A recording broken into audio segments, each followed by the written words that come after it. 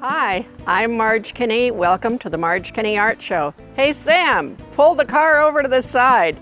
Look what I've just found. Look at these beautiful, beautiful pink roses. There's such an abundance of them, I can't stand it. Gotta go paint them. I hope you're going to paint with me. Let's go.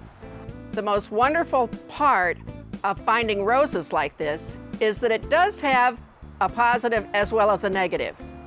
The positive is that there are so many roses to choose from, and the negative is that there are so many roses to choose from that you really need to keep the painting simple in order for your audience to enjoy the painting. So today I've walked around and chosen just one little set of roses, which happens to be right here behind me, like this. And so I'm going to paint those roses just that much. It'll give you the idea of what's going on. Well, then I started painting the scene and found that I hadn't undertoned the painting. So I went back and undertoned the painting, and I'd like to show you how I undertoned it before we move along with the flowers on the rose, okay? So I take a sponge brush with water like this, and I put yellow ochre on it, and I put some gray on it,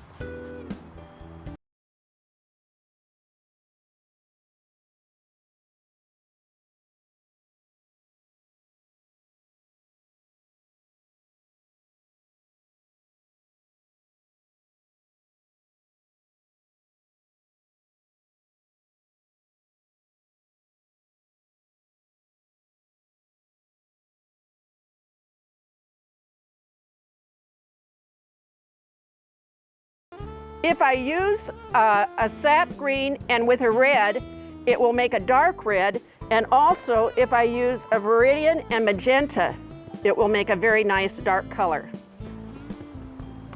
All right, so that's what I would need to start this, and then I can paint over it. So I had this type of an approach to begin with, and then I went to my flowers and outlined them. Now, another thing you might notice in looking at this whole area of bushes is that there's dark underneath. You always have the dark shadows underneath the flowers, and they come around them so that it emphasizes the color on the flowers. Also, before we get too far, I am using acrylic today, and a lot of you are always curious about whether it's oil or acrylic. Acrylic dries dull and flat. So at the end of my painting, I use either a semi-gloss varnish spray that I could buy at a home builder store, or I use a brilliant gloss medium. And either one will be fine, and it will bring out all the colors and make the picture look much prettier. So I'm going to start now with the flowers and talk with you about the colors that I'm using as I paint. I'm going to outline the rose with a little bit of Grumbacher red and magenta. You can see it's rather close to that color.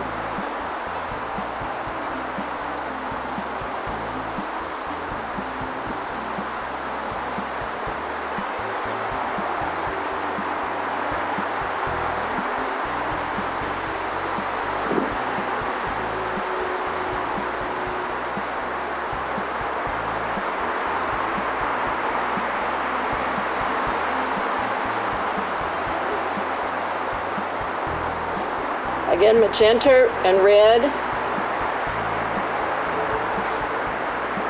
And I'm still looking at the flowers. I can see one has a side view, but I've got to get the body of this first.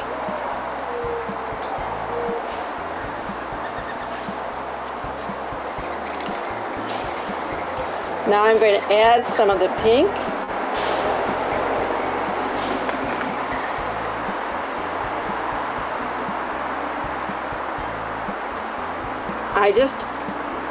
All I did was add white to make that pink color, Comes pretty close, doesn't it?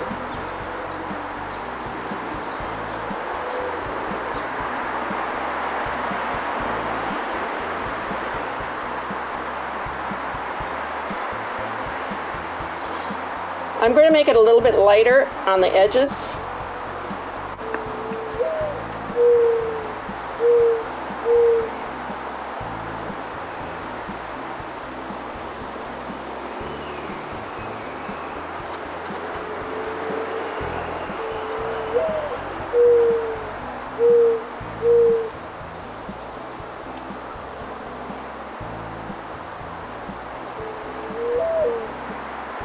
I love the sound of the birds. I can hear the birds cooing. That's the one thing about painting outdoors that you don't get with painting indoors. You get all of nature. We are a little close to traffic, so I'm getting the traffic and just getting the sounds of living.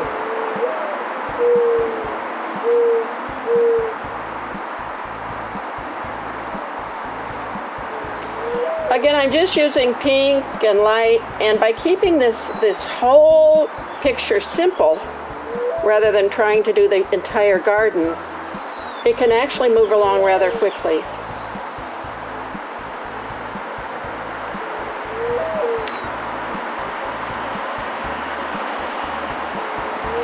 If you'll notice in the painting, around the edge of the flowers, I have it very dark, and the way I make dark is to use Viridian and magenta, and that makes a beautiful dark green. You can also use sap green and alizarin crimson.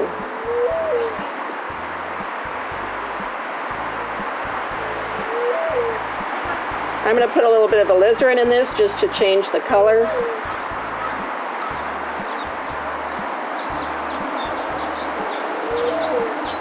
Alizarin is a red, but it has blue in it. Cad Red Light has yellow in it.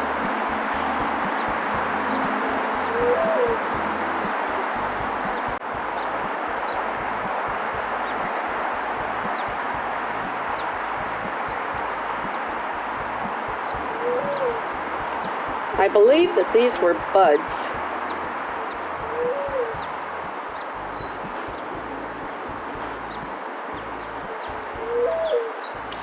Now another thing is that you want to put leaves in front of some of the flowers so that they look more natural. Otherwise it looks like they're floating in midair. As an impressionistic painter, the whole point is to get the idea of what you're trying to paint. It's not trying to make a perfect detail of the rose. As a matter of fact, if you do, the more detail you make it, the harder it becomes, because then everyone expects that they should really be perfect. So if you give an impression of it and don't try to make it absolutely perfect, you're better off.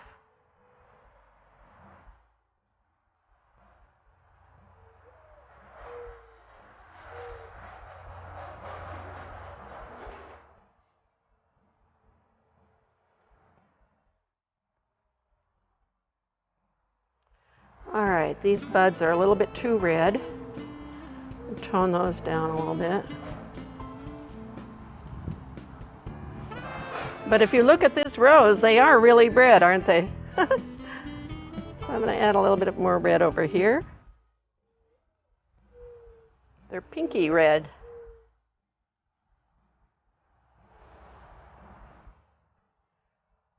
At one of the festivals, there was a girl that was painting just this many roses, and she said they were roses from her backyard, and she sold 6 of these little paintings, one after the other, and they were on an 8 by 10 inch canvas, and very, very simple, and people just love them.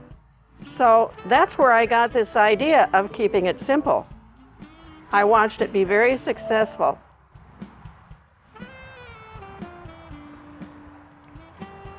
Okay, I'm going to take this, make this like this, and this. if I add little dark spots, you can see how that, how it makes the flower itself stand out. All right, I'm just going to add a couple little red buds here. If you notice, there are many, many buds in this garden of roses, lots of buds, which makes it so pretty. So I'm going to add a few more. And I notice they all seem to have leaves that come out from the sides of them. So they don't just sit there all by themselves.